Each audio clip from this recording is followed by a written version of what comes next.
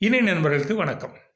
பொதுவா புக் எழுதினா எப்படி இருக்கும்னா, ஒரு ஹீரோ இருப்பாரு. அவரு பெரிய ஒரு சாதனையாளரா இருப்பாரு. அவர்ல அந்த ஹீரோவுக்கு ஒரு வில்லன் இருப்பான். அந்த வில்லன அவர் ஜெயிச்சு வருவாரு. இதான் பொதுவா நம்ம படிக்கிற எல்லா கதை நாவல்களுடைய ஒரு கருவா இருக்கும். ஆனா, ஒரு ஒரு சாமானிய மனிதன் எப்படி இருப்பான்? வாழ்க்கையில எந்த ஒரு பெரிய சாதனையும் அவன் செஞ்சது கிடையாது. எல்லாருமே டெண்டுல்கர் ஆக முடியாது இல்லையா?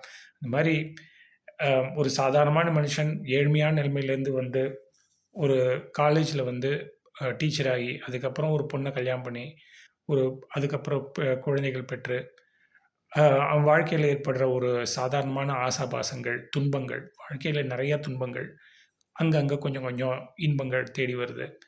இப்படிப்பட்ட ஒரு மனிதனுடைய வாழ்க்கைய பத்தி சுவாரஸ்யமா எழுத முடியுமா? அப்படின்னா, அது சுவாரஸ்யமா இருக்குமான்னு தெரியல. பட் இத படிச்சு முடிக்கும்பொழுது, மனசு கொஞ்சம் பாரமா தான் இருந்தது.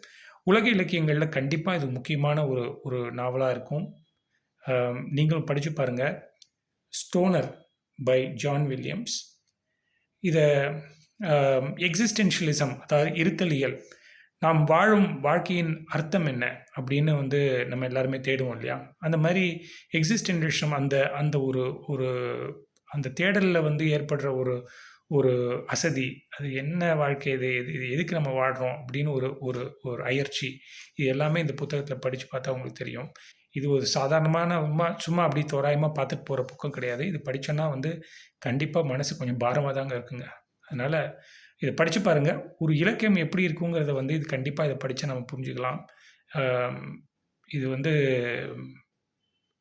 இளகிய மனதிற்கு இளகிய மனம் கொண்டவர்களுக்கான புத்தகம் கிடையாது. படித்தால் கண்டிப்பாக மனசு கொஞ்சம் பாரமா தான் இருக்கும். பட் அது தேவையானதும் கூட அப்படின்னு நான் நினைக்கிறேன். இந்த புத்தகத்த நீங்க படிச்சிருந்தா, உங்க கருத்த என்னோட பகிர்ந்துக்கோங்க. படிக்கலைன்னா கண்டிப்பா படிச்சு பாருங்க. இது ஒரு ஒரு வித்தியாசமான ஒரு ஒரு அனுபவமா இருக்குங்கிறதுல எந்த ஒரு மாற்று கருத்தும் கிடையாது. கூடிய விரைவில் வேறொரு புத்தகத்துடன் உங்களை சந்திக்கிறேன். அதுவரைக்கும் வணக்கம்.